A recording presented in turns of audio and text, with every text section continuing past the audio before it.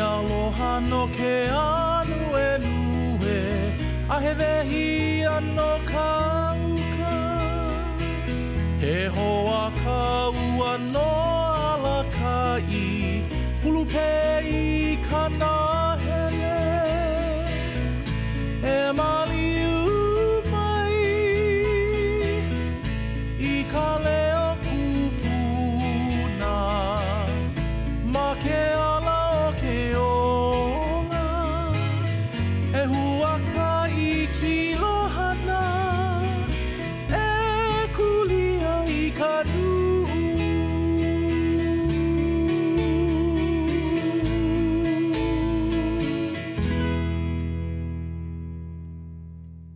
From baseball to banking, Billy Pieper's journey is a masterclass in hustle, humility, and leading for the greater good. We meet at the Shangri-La Museum of Islamic Art, Culture, and Design, once the home of philanthropist Doris Duke, now a center for art, ideas, and connection. Ours begins in what was her living room. I'm a son of Hawaii, born and raised here, love this place, and I feel like lately my biggest focus has been on the fact that so many people are leaving our islands. I try and bring it all back to how do we create opportunities for local people to thrive. Tell me about that drive, why that's so important to you. You know, I went to Kamehameha schools, and when I think about why Princess Pauahi created or left everything she owned to start a school, it was because she thought education could be the answer to reverse what was happening to her people. And what was happening to her people were they were dying, right? Thousands of people every year, and most of it due to disease and foreign contact. But she said education will be the key. And you fast forward the tape to today. People aren't necessarily dying, but our people are leaving in the same numbers. I mean, it's, 2023, I think it was 60,000 people left. Why I love Hawaii so much is because of the people. And that's changing, right? And when you think about what tension exists in me is that I do want people to thrive. And many times there's not opportunities here for local people to thrive. So yes, go to Texas or Vegas, right? And make a life and make a living that you can be proud of. But ultimately, if this continues, Yunji, Hawaii will be unrecognizable in 10, 15, 20 years, right? If this continues to happen, and that can't happen on our watch, right? So as a leader, what are you doing to help stem the tide? Affordability is the main issue. And then when you break down affordability, housing is a big expense. So what can we do as a bank to drive improved outcomes for folks when it comes to owning a home? But I think broader, when you look at, from a more broad perspective, is what can leaders do in their current role to help create improved outcomes, right? And namely in affordability, but everybody has their own kuleana in Hawaii. And what are they doing to help stem the tide of folks leaving, right? What can we bring to the potluck? So imagine the potluck is the party where the solution for what's happening is going to be made.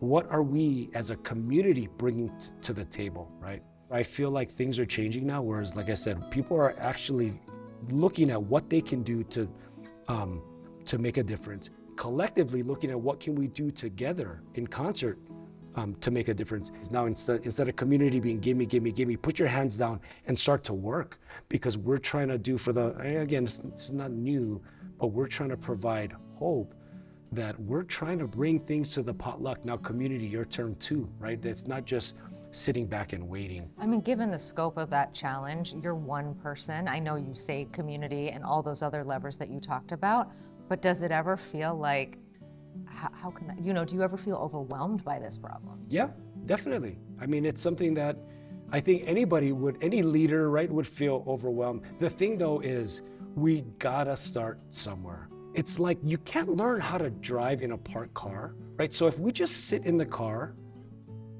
and don't move, sure, we're safe, but we're never gonna get our license, right?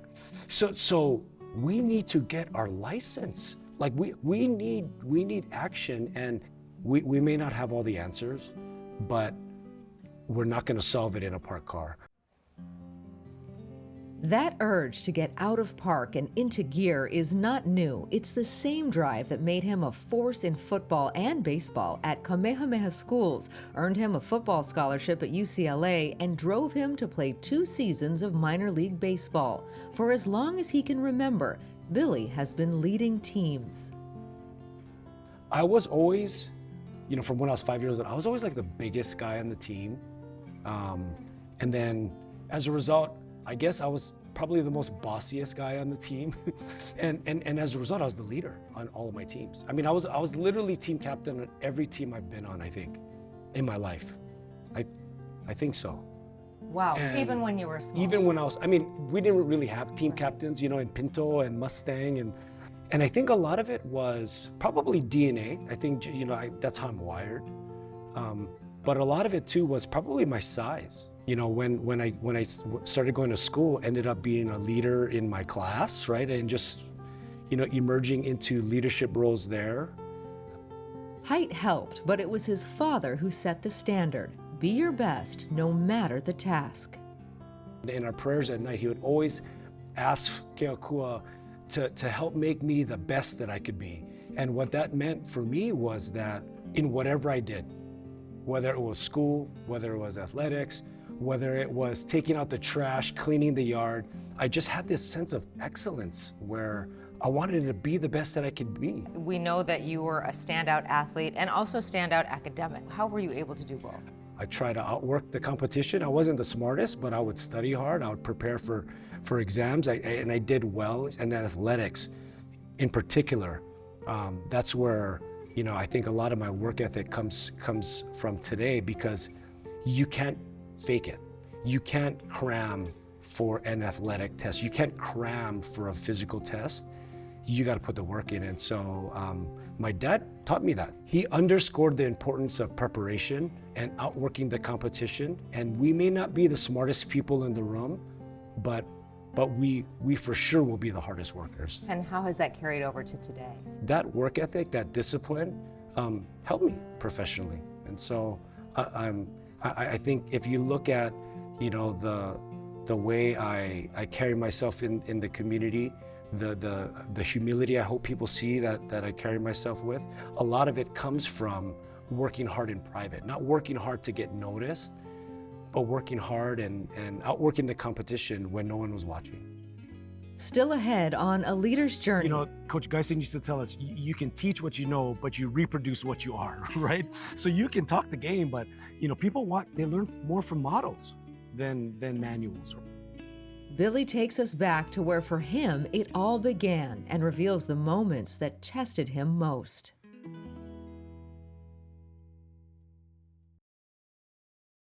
We asked Billy Pieper to take us to the place where he feels most grounded in Hawaii. For him, it's not a beach or a boardroom, it's this bench overlooking the football field at Kamehameha School's Kapalama campus.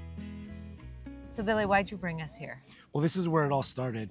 When I got into Kamehameha in 7th grade, I really didn't want to go to Kamehameha. Probably like most folks, they want to go to their public high school or middle school in their neighborhood. Mine would have been Neil Valley Intermediate or ultimately Kaiser. But when I came here, I immediately signed up for all the sports, and football was the first season, and I met some unbelievable coaches that were unlike any other coach I had, in the sense that they saw something in me that I didn't necessarily see in myself, and they made it their mission to kind of pull it out of them. And so athletics really opened the door for me to understand what I really was capable of. And what he gained here went far beyond the field. Kamehameha provided me, I think, 3 main things. One, my wife. I met my wife here in the 7th grade. We started, we dated in sophomore year, and kind of been together ever since. But it gave me a sense of pride in being Hawaiian. Again, I think part of me was shame that, depending on the group, shame that I either wasn't Hawaiian enough around my Hawaiian friends, or that I was Hawaiian amongst my Japanese friends, and that meant I was lazy or not as smart, And so Kamehameha reinvigorated in me that no, being Hawaiian is actually a gift. And you have some supernatural strength that comes from that, you know. And then the third thing, I think one of the most important things is it actually gave me, it provided me the foundation of my faith. How do you carry that with you in your leadership as you go on, you mentor others, you kind of bring that coaching style regardless of whatever the venue is? Yeah, Coach Geisen used to tell us, you can teach what you know, but you reproduce what you are, right? So you can talk the game, but people they learn more from models than manuals or from what you say. And so that's what I try to do. I try to, embody the values, be kind, put others above yourself, work hard, right? And be proud of your ancestry, and with all of that comes ultimately, I think one of the biggest things is this sense of responsibility. After Kamehameha, Billy went to UCLA on a football scholarship, then spent 2 seasons playing minor league baseball. When the major leagues didn't come calling, he came home, earned his MBA from UH Manoa, and built a successful career in finance. But letting go of that first dream wasn't easy. Part of, I think, my identity for so long has been wrapped up in athletics. And I feel like there's a certain part of me that feels like I failed, that I never made it. And so like I said, I played college football, played college baseball. I was drafted, played minor league baseball, but I never made it. I never made it to the major leagues. And I think, when I came home, it was never something conscious that I thought of, but I feel like there's this sense that and not a failure because I don't want to be doom and gloom, but that I got something to prove still. And I think over the last decade or so of my life, I finally, again, maybe not complete peace with me not making it, but I think there's more peace around that.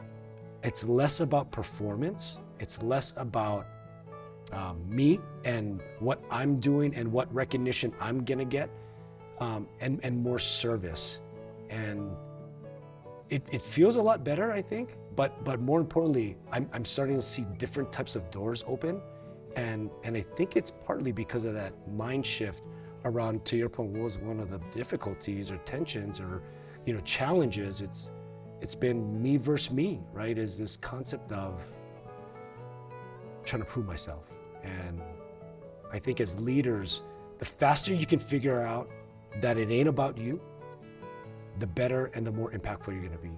It's so interesting to hear you say this because from outside looking in, right? Standout athlete, standout scholar, on all the lists, 20 for the next 20 or what have you in our community, you've hit all those benchmarks and now senior vice president at a major institution. So to hear you say that you have that same self-doubt that I think so many of us share, I think that's reassuring for a lot of folks. Yeah, well, it's true. It's not something I'm faking. Yeah, it's, I think we all have strongholds. We have these things in our lives where they're lies. And the faster we can identify and then work to overcome them, I think the better off we're gonna be, not only for our own mental health, but I think for others as well. The team captain who once relied on size and grit has evolved. Today, the father of 3 is not charging ahead, but creating space for others to rise alongside him. You mentioned your father and this black and white sort of style of parenting. How did that influence your leadership style? Has that evolved over time? Are you that same kind of a leader? I'd like to say I'm a student of leadership. So early on in my career, and obviously in athletics, I was a leader. Maybe bossy is the best word. Like I would just tell people what to do, right? Black and white. You go there, you do this, right? And get on people to get them to perform at the level we needed them to.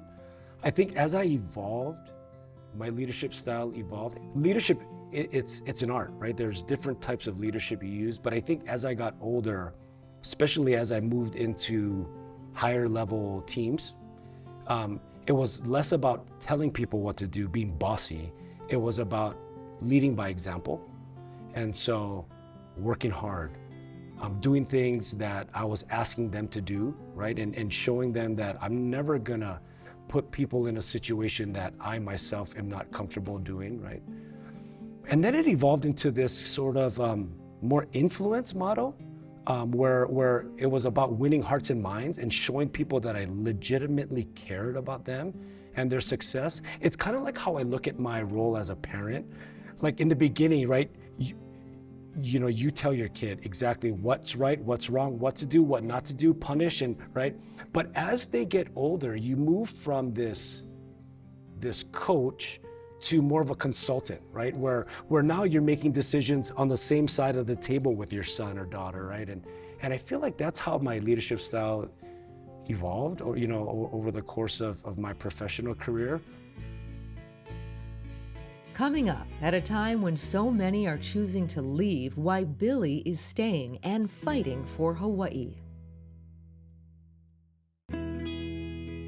For Billy Pieper, preserving what makes Hawaii home goes beyond policy. It means helping others believe it's worth staying, even when so many forces say go. I operate different here. I played minor league baseball, I played college, I played on the continent, and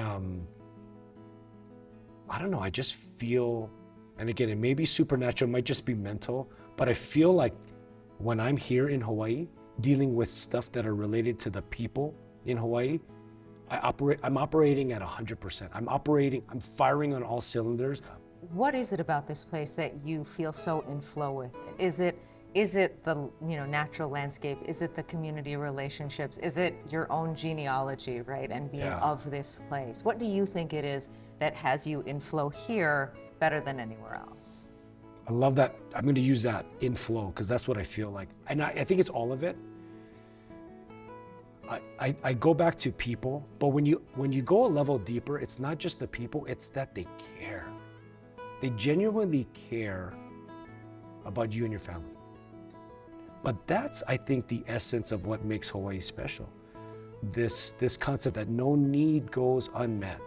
When you're making the pitch to others to make some sacrifices to stay here, because we acknowledge that living here is not always easy, what's the pitch? I've had several of those conversations with families that were saying, hey, we're going to Texas, we're going to Vegas, right? To a man, every single conversation I have with folks that leave, never do it joyfully. It's like, we're going with the intention to come back. We're going, but that's not home. Hawaii is home. And so that's the only pitch, I guess, that I've been making of folks is, hey, sounds like you already made up your mind to leave, and that's good, but I like your term about you are performing in flow. You are in flow in Hawaii. You're not in flow in Austin. And go there for a season. Have the kids go to school. You're not having to pay $30,000 a year for private education, right? So good, do that, but come back. Billy's message isn't just about staying, it's about staying connected. As he sees it, the path forward can only be forged together. I really try to focus on unity. The Bible speaks, about it, this is Psalm 133, but it basically talks about where there is unity, that's where God bestows his blessing. And I believe that's a principle that can be applied today. Unity doesn't mean we're all kumbaya and everybody agrees on decisions that are being made, but unity in terms of what's the most important thing, and bringing it back to the problems we're facing today. You know what the most important thing, in my opinion, is that the fabric of the community is changing, and local people, especially those who are born and raised here, but don't feel like there's a realistic shot that they can actually thrive in Hawaii. And that is shocking, right? And so to me, if we can all agree on that, the how we're going to disagree. There's going to be a lot of different viewpoints, but if we can all agree that Hawaii is sort of losing her essence, the stuff that makes Hawaii so unique, or the stuff that makes us so unique to other people when we travel across the world, People find out you're from Hawaii, it's a different dynamic, right? Well, we're slowly starting to lose that. So that's, to me, the most important thing. Why do you think Hawaii is worth fighting for? Well, my ancestors, I believe, I feel them lobbying with me to say that we can do this. And that's why I think it's worth fighting for, because if it was a foregone conclusion that we just gonna be on playground for tourists, then maybe we don't need to fight as hard, right? Or don't need to be, as bold. We use the example of the fish pond, right? Pai Ohe'ea, where it was overgrown in mangrove just up the yin yang, right? You could even basically make out the fish pond, but they started work rehabilitating the fish pond. And years into it, I would go visit and look like nothing changed. I was like, brother, you guys been here for how long? But what he said was, he goes, actually, no, you incorrect. There is a lot of change happening. You might not see it because the mangrove is still here, and it's kind of choking out some of the, the view of the fish pond. But what you'll be surprised to know is that the native birds are starting to return to nest. Some of the native species from the fish pond were returning.